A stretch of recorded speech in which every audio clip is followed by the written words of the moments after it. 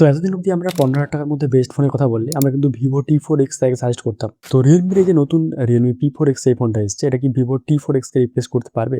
এতে আপনার কি মনে হয়? তো চলুন দেখা যাক। একটা ১৫,০০০ টাকার ফোনের কাছ থেকে আপনি কি আশা করেন? ডিসেন্ট প্রসেসর, বিগ ব্যাটারি এবং ডিসেন্ট চার্জার এবং এই প্রাইস সেগমেন্ট অনুপাতে একটা মোটামুটি ব্যালেন্স ডিসপ্লে। তো Vivo T4X এর মধ্যে কিন্তু এই সমস্ত গুণই ছিল।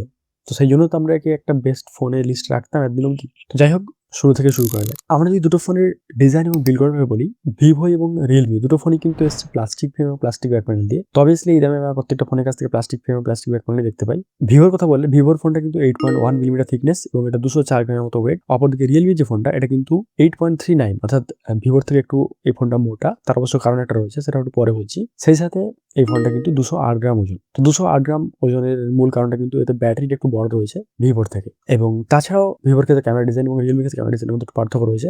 এবং আমার ব্যক্তিগতভাবে মনে হয়েছে যে Realme ক্যামেরা ডিজাইনটা আমার বেশি ভালো লাগছে। তো ওভারঅল Realme ফোনের ডিজাইনটা কিন্তু আমার ওভারঅল বেটার লেগেছে। ডিসপ্লে ব্যাপারে বললে এক্ষেত্রে কিন্তু দুটো ফোনই রয়েছে 6.72 ইঞ্চির একটা ফুল এইচডি প্লাস একটা IPS LCD ডিসপ্লে।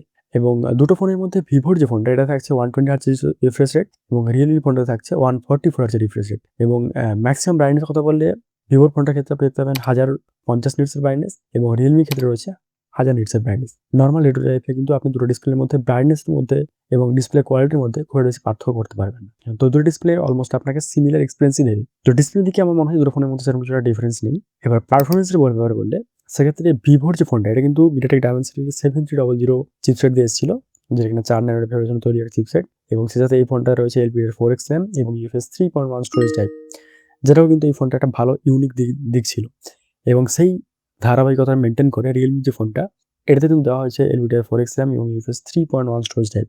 এবং এটাতে প্রসেসর থাকছে MediaTek Dimensity 7400 আল্ট্রা চিপসেট, যেটাও কিন্তু একটা 4 ন্যানোমিটার চিপসেট। এবং এটা কিন্তু 7300 জাস্ট পরের সিরিজ, সেটা অবশ্যই আপনি নাম্বার দেখে বুঝতে পারছেন। MediaTek Dimensity 7300 এই চিপসেটটা কিন্তু একটু বেটার স্লাইডলি 7400 থেকে, যদিও সেটা কিন্তু খাতায় কলমে। এবং আপনি যদি নর্মাল ডে টু ডে লাইফে দুটো প্রসেসর ইউজ করে থাকেন, দুটো প্রসেসরের ফোন ইউজ করে থাকেন, সেক্ষেত্রে আপনি কিন্তু নরমালি এর পার্থক্য কিছু বুঝতে পারবেন না এবং আপনার মনে হয় দুটো সেম প্রসেসর। সেই সাথে কানেক্টিভিটি এবং এক্সট্রা ফিচার্সের কথা বললে দুটো ফোনই রয়েছে Wi-Fi 6 এবং Bluetooth 5.4 এবং দুটো ফোনে থাকছে সিঙ্গেল স্পিকার। এবং দুটো ফোনে আরেকটা জিনিস কমন, তা হচ্ছে দুটো ফোনে রয়েছে IP64 এর রেটিং।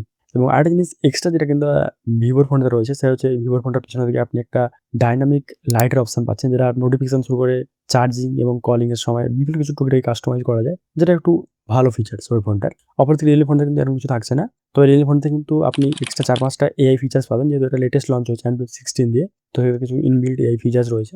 ক্যামেরার ক্ষেত্রেও কিন্তু দুটো ফোনের মধ্যে সেরকম কিছু পার্থক্য নেই, অর্থাৎ দুটো ফোনে থাকছে একটা 50 মেগাপিক্সেলের মেইন সেন্সর, যার অ্যাপারচার কিন্তু দুটো ফোনের ক্ষেত্রে f1.8 এবং দুটো ফোনই তার সেই সাথে রয়েছে 2 মেগাপিক্সেলের একটা জাস্ট ডেপথ সেন্সর। এবং সেলফি কথা বললে দুটো ফোনের ক্ষেত্রে কিন্তু রয়েছে একটা 8 মেগাপিক্সেলের সেলফি ক্যামেরা। যাই হোক, যদি আমি রেকর্ডিং এর কথা বলি, দুটো ফোনেরই মেইন ক্যামেরা দিয়ে আপনি ম্যাক্সিমাম 4K 30fps অপশন পাচ্ছেন এবং ফন্টের ক্ষেত্রে RGB 30fps অপশন থাকছে। ব্যাটারি এবং চার্জের ব্যাপারটা বললে Vivoর ফোনটাতে আপনি দেখতে পাবেন 6500 mAh ব্যাটারি এবং একটা 44 ওয়াটের চার্জার। অপরদিকে Realme ফোনটাতে চার্জার একই থাকলেও ব্যাটারির ক্ষেত্রে একটু বড় রয়েছে, যেখানে 7000 mAh ব্যাটারি।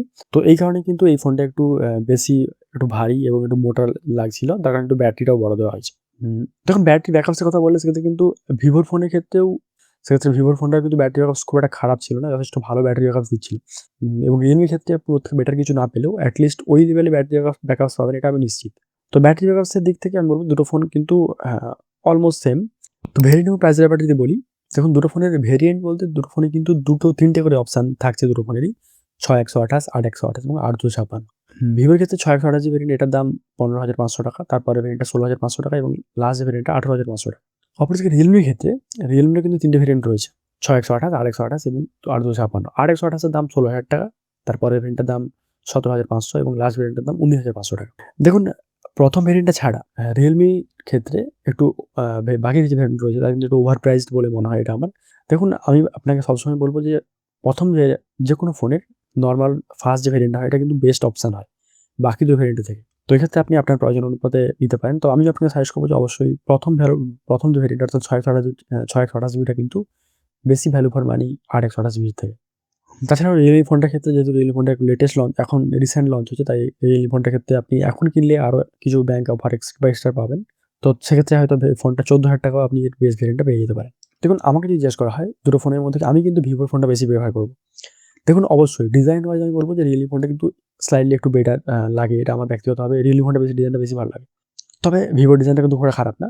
ফোনটার আমার প্রায়োরিটি একটু বেশি থাকছে এই কারণেই, কারণ আমার কিন্তু আমি মানে নরমালি দেখেছি যে ভিভোর ফোন কিন্তু একটু লং লাস্টিং বেশি হয় রিয়েলমি ফোনের থেকে। এটা যদি আমি আমার অভিজ্ঞতা থেকে বলছি। তাছাড়া ভিভোর কিন্তু সার্ভিস ব্যাপারটা এটা কিন্তু আমার একটু বেটার এক্সপেরিয়েন্স বলে মনে হয় রিয়েলমির থেকে। যদিও সেটা সার্ভিস সেন্টারের উপর ডিপেন্ড করে আপনার এলাকাতে কেমন সার্ভিস ভিভোর রয়েছে এবং এটা আমি আপনার কাছে জানতে চাই এবং আপনাদের ওখানে সার্ভিস সেন্টার এক্সপেরিয়েন্স কেমন ভিভো বা রিয়েলমি দুটোই আমাদের কমেন্ট করে জানাতে পারেন। বাদবাকি আপনি রিয়েলমি ফোনটাতেও যেতে পারেন। রিয়েলমি ফোনটাও কিন্তু এই নয় যে বিশাল কিছু পিছিয়ে রয়েছে এই প্রাইস সেগমেন্টে। অ্যাকচুয়ালি দুটো ফোনের স্পেসিফিকেশন ওয়াইজ দুটো ফোন কিন্তু সেম হবে নাই বা কেন? অ্যাকচুয়ালি দুটো ফোন কিন্তু একই ব্র্যান্ড কোম্পানির আন্ডারে অপারেট করে। আমরা যতই বাইরে থেকে দেখি না কেন যে দুটোর দুটো ডিফারেন্ট কোম্পানিতে লঞ্চ হলো। অ্যাকচুয়ালি কিন্তু দুটো কোম্পানির প্যারেন্ট কোম্পানি কিন্তু একই। তা কিন্তু বিবিকে ইলেকট্রনিক্স। তো সেদিক থেকে দাঁড়িয়ে কিন্তু দুটো ফোনের স্পেসিফিকেশন অলমোস্ট একই। তো আমার মনে হয়েছে ভিভোর ফোনটা অ্যাটলিস্ট এক্সপেরিয়েন্সের দিক থেকে একটু রিয়েলমির থেকে স্লাইটলি বেটার। এবার আপনার যেটা পছন্দের অবশ্যই সেটা নিতে পারেন। তো এক্ষেত্রে দেখা হচ্ছে আপনার সঙ্গে পরের কোনো ভিডিওতে। তো চ্যানেল দর্শক অবশ্যই সাবস্ক্রাইব করে রাখবেন। তো দেখা হচ্ছে আপনার সঙ্গে পরের কোনো ভিডিওতে এবং আমার একটা কথা এবং এই দুটো ফোনের মধ্যে আপনার পছন্দের ফোন কোনটা সেটা অবশ্যই আমাদের কমেন্ট করে জানাতে পারেন। তো দেখা হচ্ছে আপনার সঙ্গে পরের কোনো ভিডিওতে। ততদিন অবধি ভালো থাকবেন, সুস্থ থাকবেন। দেখা হচ্ছে পরের ভিডিওতে।